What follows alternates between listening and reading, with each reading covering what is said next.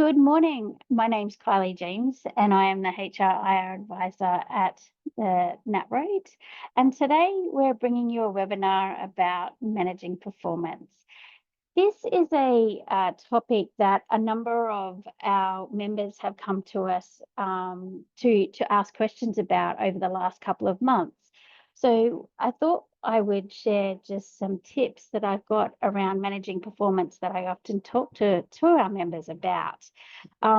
It's a topic that also sort of moves into the underperformance space, so managing underperformance.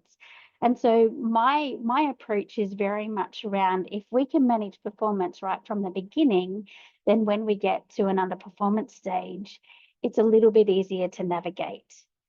Now, as you would know, every single situation is a little bit different when it comes to performance of an employee and what's happening in that situation. So first up, I'd like to mention, if you do have an issue around employees' performance or managing performance, please give us a call, because then we can actually talk about your specific situation and we can provide you with the best guidance there moving forward. So first up, I just wanted to talk to you about what my view is of managing performance.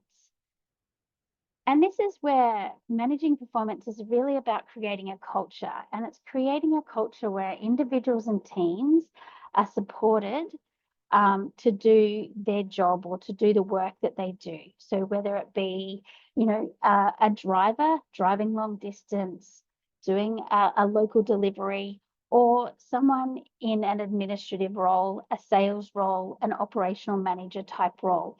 So it covers all the different streams of employees within an organization. So what we want is for them to be really well equipped to be able to undertake their role. And that covers off from behaviors through to the skill, through to the information that they have and the knowledge that they have, so they can really succeed and they can actually service clients and the business to the best of their ability. Now, part of managing performance is around setting clear expectations, providing regular feedback, and ensuring there's an accountability and a responsibility piece there.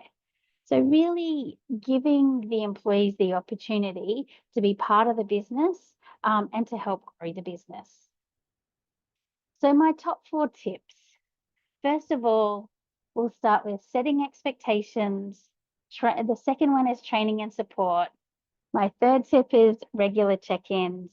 And finally, documentation. So I'll just go through each of them briefly, and then I'll wrap it up at the very end. So first of all, my tip number 1 is to set expectations.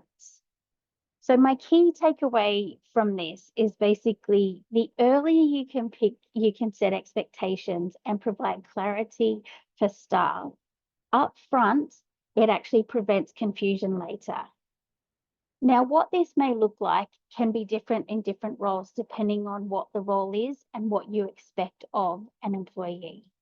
So what their responsibilities are. So do you have a job description or a role task list or a work plan? Something that helps the employee to know what they need to do. In that may include things like KPIs or targets that they need to meet if that's appropriate for the role. There could be some goals that you want them to achieve throughout their role. So using goals, and you can use a framework called a SMART goal framework that can provide real clarity and accountability.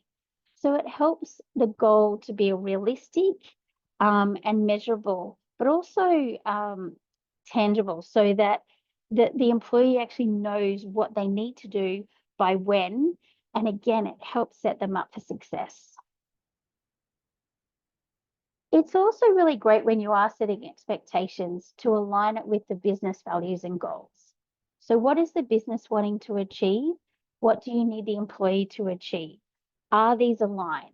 If they're not, there could be a little bit of a disconnect.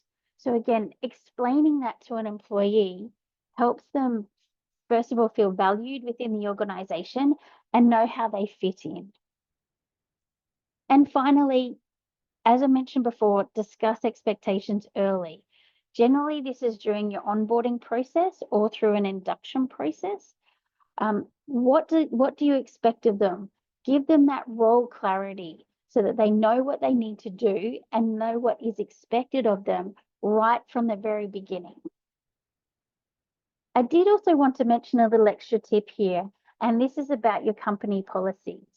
Now, I know a number of you out there will have handbooks or manuals, induction booklets, and also programs to go along with that, particularly if you have quite a few employees that you're engaging at the same time. Now, what does that say about your role expectations? What does that say about conduct, performance, expected behaviors? It's a really good one to check, because if that's sort of missing and people don't really understand, that can, we can get a little bit caught up in, well, do people really know what you expect? And then how are they supposed to perform? And so we can get a little bit, this is where the confusion can kind of come in.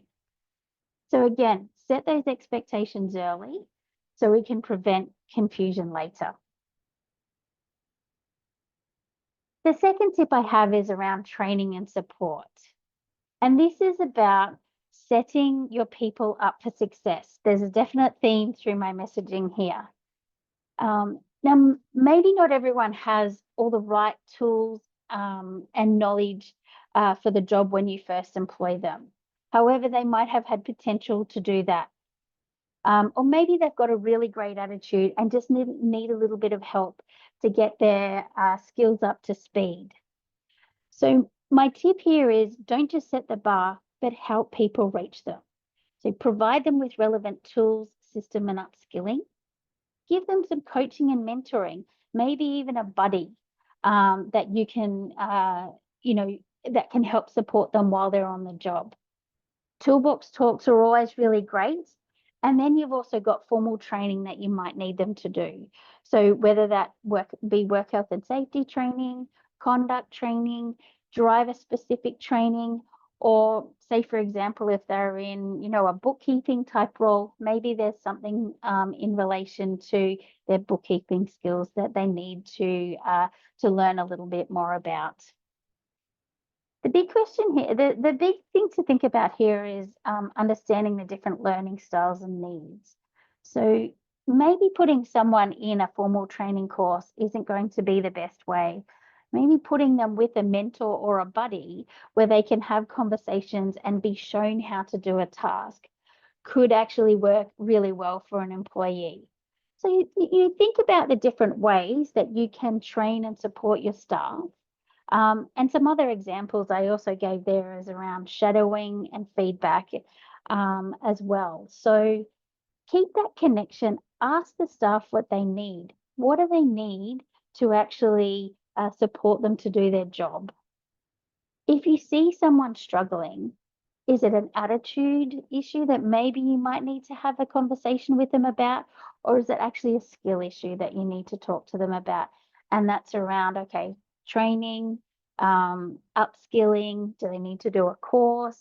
Do they need to sit with another staff member to be shown how to do something else?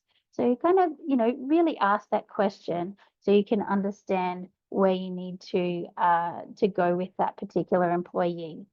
And each employee may be different, so you may actually offer different employees different support options.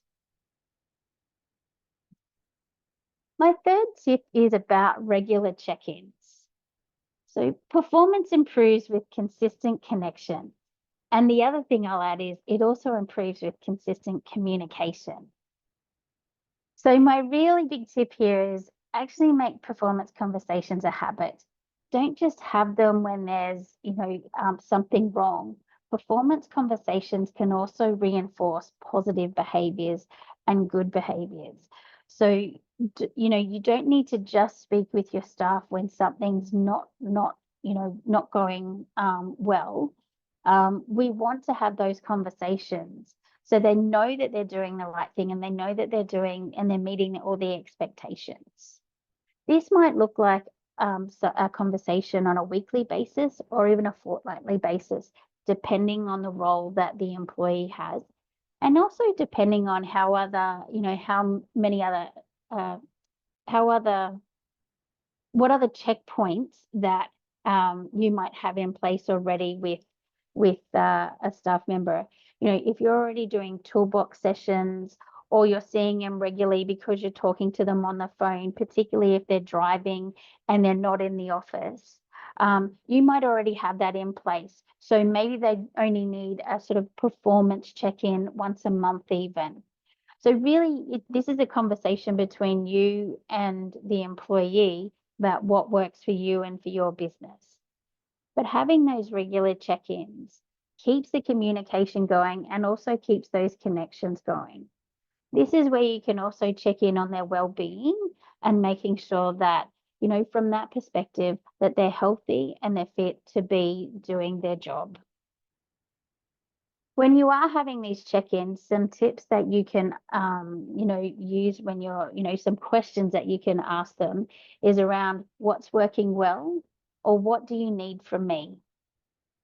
And I guess the moral of the story here is, if there is an issue, would you wait a year to fix a truck?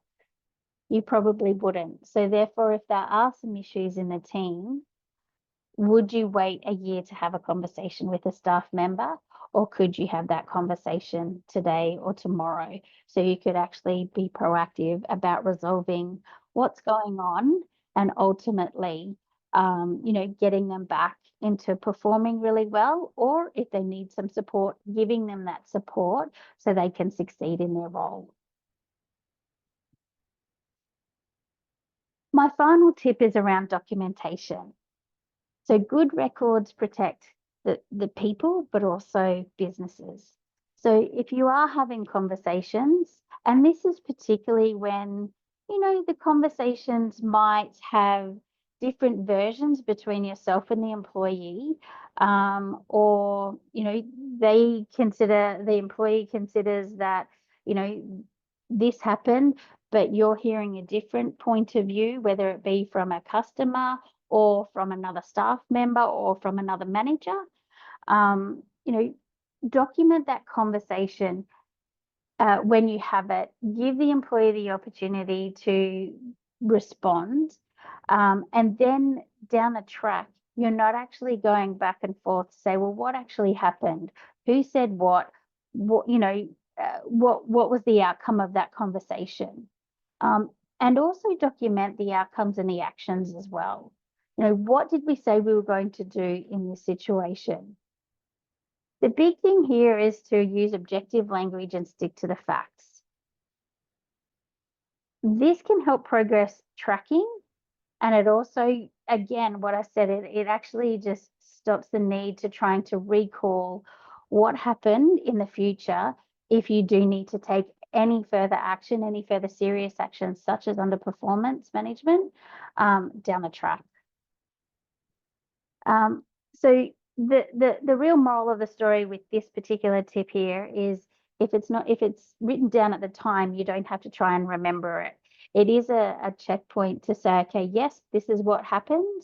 And if you share those notes with the employee, you've also got a level of transparency there. So sending them an email. But if you don't have the capacity to do that, one simple thing you can do is jot that down in your diary to say, I had a conversation with X person about this matter. So you can keep it really simple as well. So to wrap it all up, my 4 tips around managing performance are, first of all, set clear expectations, because that will also set the direction for the business, for the employee's role, and hopefully it will lead to success for everybody. Offer training and support. This enables the employee to have the capability to deliver their role from a skill perspective, a behavior perspective, and a knowledge perspective. Have your regular check-ins. So real-time feedback is always great. Or if you can't do it in real time, put in a weekly or a fortnightly or even a monthly check-in session, so that you can talk to your employee about how their performance is going and let them know whether they're meeting the expectations or not. And finally, document. This enables some accountability and also protection. So if you do need to take further action down the track, you've got a record of what's happened, and you don't have to try and recall things from memory. So my final call to action for all of you is, what's the one thing that you can do today to better support the performance of your people and also your business? Thank you very much for your time today.